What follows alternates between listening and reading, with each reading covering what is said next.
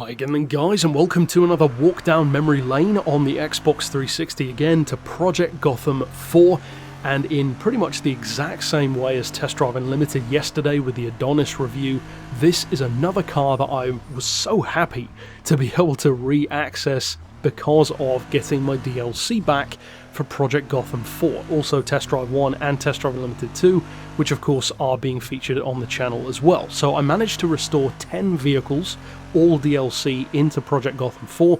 This one though was always the standout to me. In fact, I'd forgotten that there were 10 DLC cars. I thought there was maybe 2 or 3, but this one was always the one, as I said, that really stood out the most. It was so wacky, so weird. Of course, it's been featured on Top Gear. It's a well-known concept car, and it is the Golf Mark V GTi W12 650. Now, I believe that the W12 engine that Volkswagen uses, and the Volkswagen Group uses, in fact, in Bentleys as well, is one of the most underappreciated high-performance engines of the 2000s, and you could even say the late 90s. And the reason why I would say that is because in every single application that that engine was used in, from concepts to test cars to even production vehicles, it never fails to impress in terms of its performance.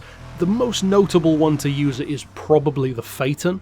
Of course, 6-litre W12, around 440 horses. It's a great engine and a relatively rare performance car now. You don't see them up for sale that often. There was, of course, my favourite application of it, the Touareg W12, which is an ultra rare SUV, only like 500 were built, and it's genuinely as fast as the Audi V12 Q7. So again, pretty amazing for a car that has nowhere near that kind of power. 450 horses again.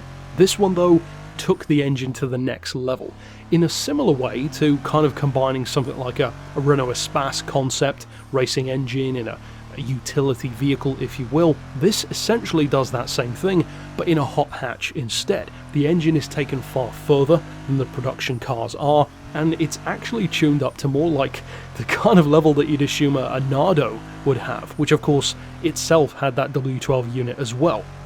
Now, this car produces 650 horsepower, and it's the fastest Volkswagen built Golf ever. 207 miles an hour, 0 to 60, about the same time as an SLR McLaren. So absolutely insane. You could argue it's the only factory-built super hatch, which isn't exactly a category of car usually, but I believe that this one deserves to fall into it. It's kind of like the equivalent of if Renault had made the Clio V6 actually have the Espace's V10 engine. Instead, it's that kind of nuts. And of course the performance is great, as I just said, but the crucial thing is, in real life, it's a notoriously difficult car to drive. So what's it like in the game? Well, actually, it's really good. The handling is spot on. It's not necessarily the most beginner-friendly thing out there, but at the same time, for a vehicle that has 650 horsepower, and more crucially, a mid-engine layout in a car that was never designed to have a mid-engine layout, which is compounded by the fact that the wheelbase is very short, which is not necessarily a conducive combination to have, it actually handles itself really well in Project Gotham. When they introduced the car into the game, they clearly wanted people to enjoy it, because it's not really anywhere near as challenging as you would think it would be. Now, as you would assume, with a 650 horsepower, now I believe rear-wheel drive Golf, I don't think they used all-wheel drive in this one, but I could be wrong, you would expect the car to maybe be a little bit slippery. And it can be, for sure. You can even see that in some of the corners in the video. But overall, the single best advantage that this thing has is it's got so much power in such a compact package. The height, width, and length, although not identical, almost feel like they are. It's something which I've mentioned about a few cars on the channel, and that is it almost feels like you're driving a cube. And although that can be weird, something like, for instance, a Chaparral fan car in Gran Turismo, that can sometimes be a bit weird to have that fast a car with such a short wheelbase and a very wide track. In the case of this, in this game in particular though, it feels great, because a lot of the tracks on Project Gotham 4 are really tight, technical and twisty, so having a really short, chunky little car with a ton of power can actually really work to your advantage. Now, as far as the specs and the category, for those who maybe never experienced the car, it is a C-Class vehicle, which is the same category as my favourite vehicle in the game, of course, the Turbine Superbike. However, the scores that they give it are pretty impressive. They give it an acceleration rating of 8, which is very high, and as I've said before, I think that might be within the C-Class rather than overall, but either way, it is a quick accelerating car for sure.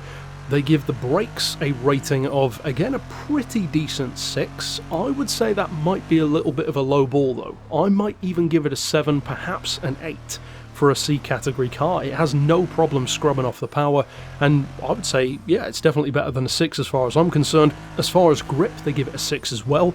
Again, I think it deserves higher than that. Now, is that accurate to real life?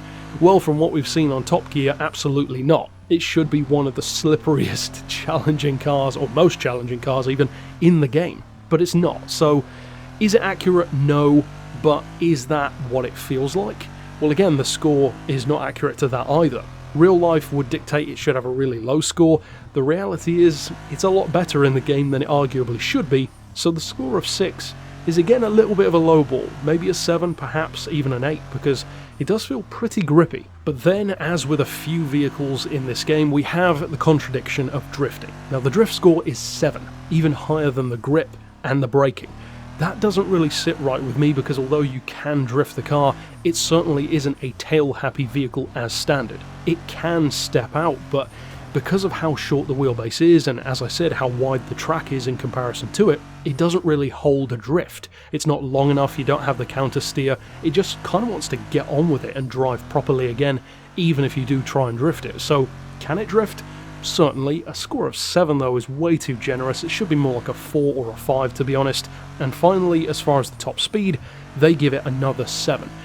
Again, if the car is as fast as it is in real life, I would have thought that would be maybe worthy of an 8 within the C-Class, but again, a 7 is good enough. It is a Golf at the end of the day, so 207 miles an hour is pretty crazy. I'm not exactly sure how quick it is in the game, because I haven't taken it to New York to test it on the Brooklyn Bridge, but it wouldn't surprise me if it's comparable to real life. At the end of the day, it's obviously always going to be more of a novelty vehicle, which in a funny kind of way the Renault Espace F1 sort of is as well, but that's not to say it can't be fun. And fun, this car certainly is. Ultimately, it's an obvious choice not to make it a production car, but I do love the fact that Volkswagen and some other companies as well, such as Renault with the F1, BMW with the X5 Le Mans, and a few other companies as well, they do take the time to make these completely pointless but really cool one-offs and concepts and prototypes just to show what they can do when, in effect, they take the lower end of their production vehicles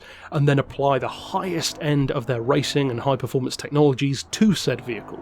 This is one such occasion. It's a humble Golf, albeit a GTi, but taken to the absolute limit. Kind of like a GTi Golf meets the W12 Nardo, and that, I think, is a pretty cool concept. Ultimately, that's it for this pick. Of course, stick around on the channel. I will be covering all 9 of the other DLC cars as well as the regular vehicles in the game. So I'll see you then, and for now, as always, thanks for watching.